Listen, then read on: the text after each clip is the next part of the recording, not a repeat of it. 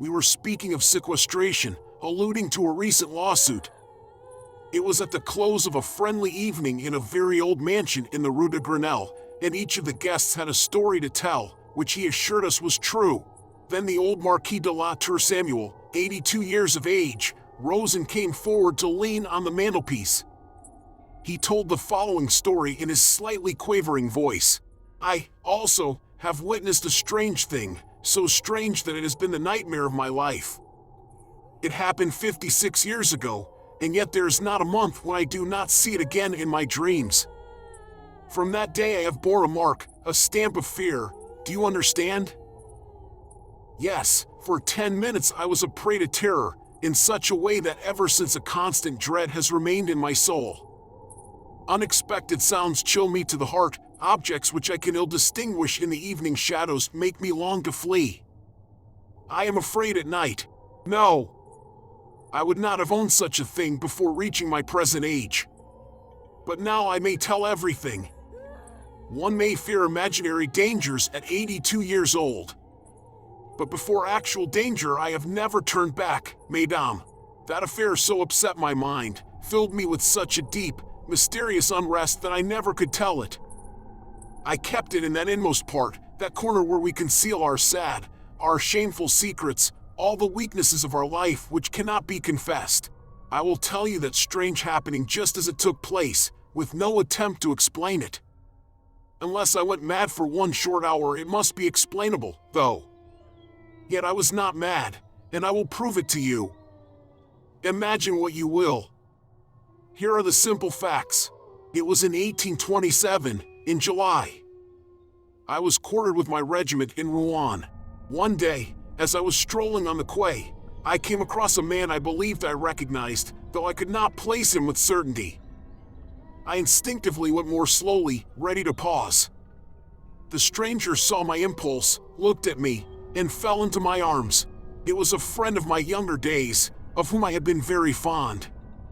He seemed to have become half a century older in the 5 years since I had seen him.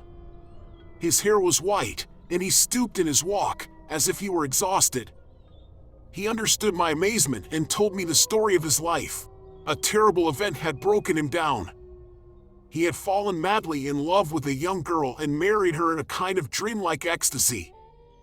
After a year of unalloyed bliss and unexhausted passion, she had died suddenly of heart disease, no doubt killed by love itself.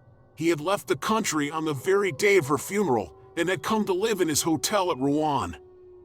He remained there, solitary and desperate, grief slowly mining him, so wretched that he constantly thought of suicide. As I thus came across you again, he said, I shall ask a great favor of you.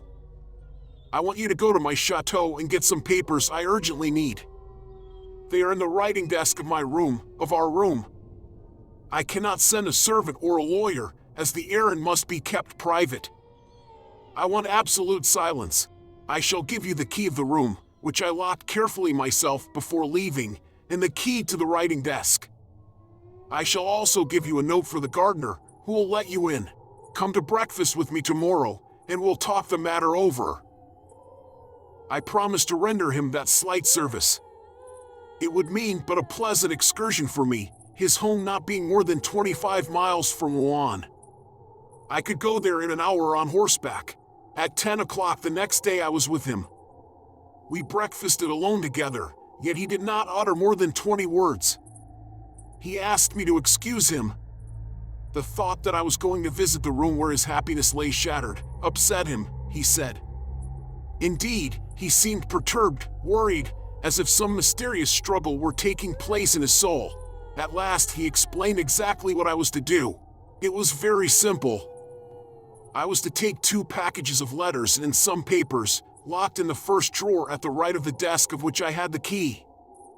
He added, I need not ask you not to glance at them. I was almost hurt by his words, and told him so, rather sharply.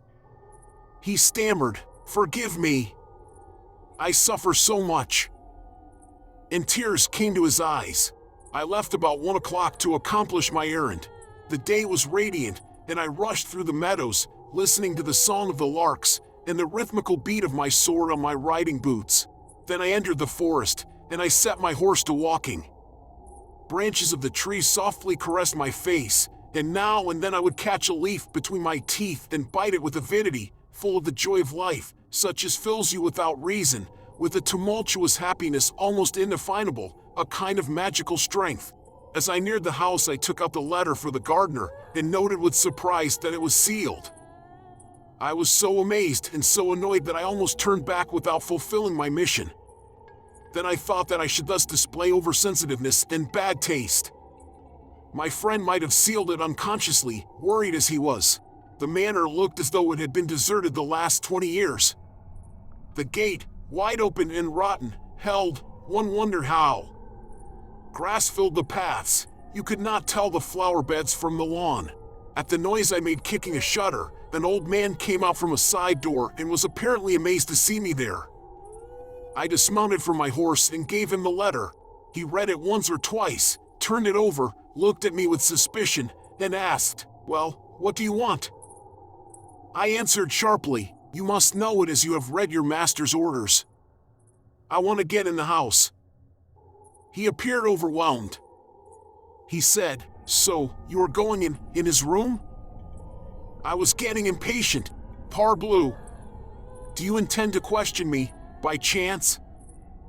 He stammered, "No, monsieur, only, it has not been opened since the death.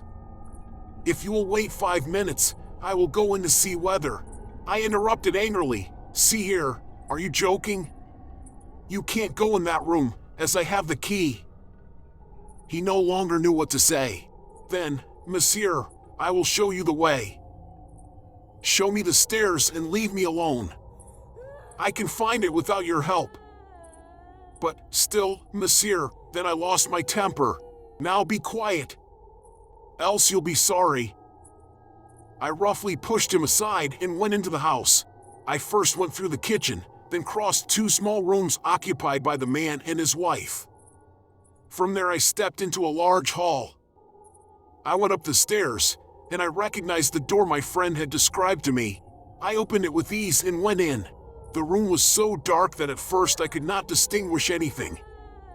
I paused, arrested by that moldy and stale odor peculiar to deserted and condemned rooms, of dead rooms. Then gradually my eyes grew accustomed to the gloom, and I saw rather clearly a great room in disorder, a bed without sheets having still its mattresses and pillows, one of which bore the deep print of an elbow or a head, as if someone had just been resting on it. The chairs seemed all in confusion. I noticed that a door, probably that of a closet, had remained ajar. I first went to the window and opened it to get some light, but the hinges of the outside shutters were so rusted that I could not loosen them. I even tried to break them with my sword, but did not succeed.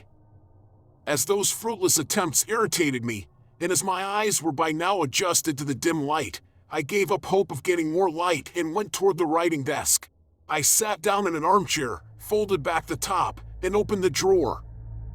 It was full to the edge. I needed but 3 packages, which I knew how to distinguish, and I started looking for them. I was straining my eyes to decipher the inscriptions, when I thought I heard, or rather felt a rustle behind me. I took no notice, thinking a draft had lifted some curtain. But a minute later, another movement, almost indistinct, sent a disagreeable little shiver over my skin. It was so ridiculous to be moved thus even so slightly, that I would not turn round, being ashamed.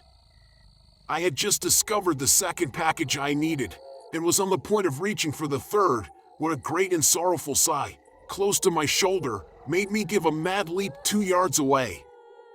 In my spring I had turned round, my hand on the hilt of my sword, and surely had I not felt that, I should have fled like a coward.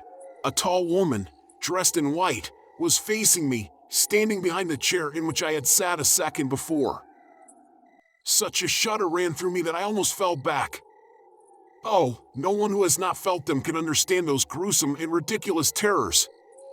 The soul melts, your heart seems to stop, your whole body becomes limp as a sponge, and your innermost parts seem collapsing. I do not believe in ghosts, and yet I broke down before the hideous fear of the dead, and I suffered, I suffered more in a few minutes, in the irresistible anguish of supernatural dread, than I have suffered in all the rest of my life. If she had not spoken, I might have died. But she did speak. She spoke in a soft and plaintive voice which set my nerves vibrating. I could not say that I regained my self-control. No, I was past knowing what I did, but the kind of pride I have in me, as well as a military pride, helped me to maintain, almost in spite of myself, an honorable countenance. I was making a pose for myself, and for her, whatever she was, woman or phantom.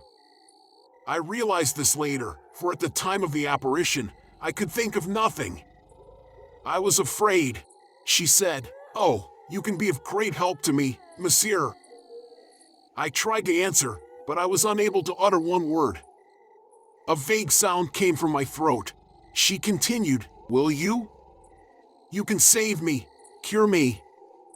I suffer terribly. I always suffer. I suffer, oh, I suffer." And she sat down gently in my chair. She looked at me. "Will you?" I nodded my head, being still paralyzed. Then she handed me a woman's comb of tortoiseshell and murmured, "Comb my hair. Oh, comb my hair. That will cure me. Look at my head, how I suffer. And my hair, how it hurts." Her loose hair, very long, very black, it seemed to me, hung over the back of the chair, touching the floor. Why did I do it? Why did I, shivering, accept that comb? And why did I take between my hands her long hair, which left on my skin a ghastly impression of cold, as if I had handled serpents? I do not know. That feeling still clings about my fingers, and I shiver when I recall it. I combed her, I handled, I know not how, that hair of ice. I bound and unbound it. I plaited it as one plaits a horse's mane. She sighed, bent her head, seemed happy. Suddenly she said, "Thank you," tore the comb from my hands, and fled through the door which I had noticed was half opened. Left alone, I had for a few seconds the hazy feeling one feels in waking up from a nightmare. Then I recovered myself. I ran to the window and broke the shutters by my furious assault. A stream of light poured in. I rushed to the door through which that being had gone. I found it locked and immovable. Then a fever of flight seized on me, a panic, the true panic of battle. I quickly grasped the 3 packages of letters from the open desk. I crossed the room running. I took the steps of the stairway 4 at a time. I found myself outside, I don't know how, and seeing my horse close by, I mounted in one leap and left at a full gallop. I didn't stop till I reached Rouen and drew up in front of my house. Having thrown the reins to my orderly, I flew to my room and locked myself in to think. Then for an hour I asked myself whether I had not been the victim of an hallucination. Certainly I must have had one of those nervous shocks, one of those brain disorders such as give rise to miracles, to which the supernatural owes its strength, and I had almost concluded that it was a vision, an illusion of my senses, when I came near to the window. My eyes by chance looked down. My tunic was covered with hairs, long woman's hairs which had entangled themselves around the buttons. I took them off one by one and threw them out of the window with trembling fingers. I then called my orderly. I felt too perturbed, too moved, to go and see my friend on that day. Besides, I needed to think over what I should tell him. I had his letters delivered to him. He gave a receipt to the soldier. He inquired after me and was told that I was not well. I had had a sunstroke or something. He seemed distressed. I went to see him the next day, early in the morning, bent on telling him the truth. He had gone out the evening before and had not come back. I returned the same day, but he had not been seen. I waited a week. He did not come back. I notified the police. They searched for him everywhere, but no one could find any trace of his passing or of his retreat. A careful search was made in the deserted manor. No suspicious clue was discovered.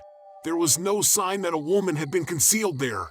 The inquest gave no result, and so the search went no further. And in 56 years I have learned nothing more. I never found out the truth,